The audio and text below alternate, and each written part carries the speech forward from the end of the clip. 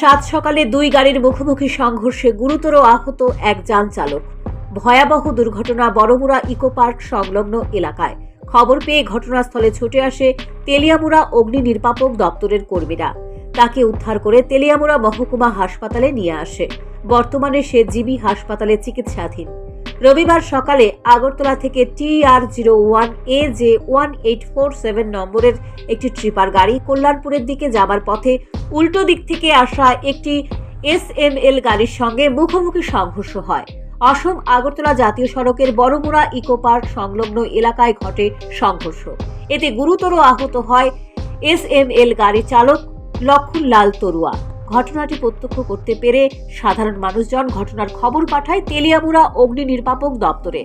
অগ্নি নির্বাপক দপ্তরের কর্মীরা ঘটনাস্থলে পৌঁছে আহত গাড়ি চালক লক্ষণকে উদ্ধার করে নিয়ে আসে তেলিয়ামুড়া মহকুমা হাসপাতালে। গাড়ি চালকের একটি পা ভেঙে গেছে, ফলে প্রাথমিক চিকিৎসার পর কর্তব্যরত চিকিৎসক তাকে জিবি হাসপাতালে রেফার করেন। পিএস থেকে একটা কল আছে যে বড় অ্যাক্সিডেন্ট হয়েছে।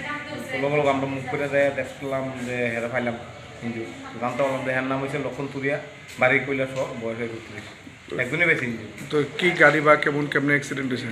টিপার আর জানি বাড়ি গেছে, এটা কোনো বাড়ি টাড়ি দিয়ে মনে গেছে গা। একই গাড়িতে আসছিল? টিপার গাড়ি টাকনি SML।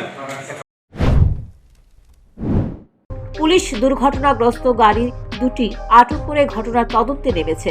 Bureau report, news prime Tripura.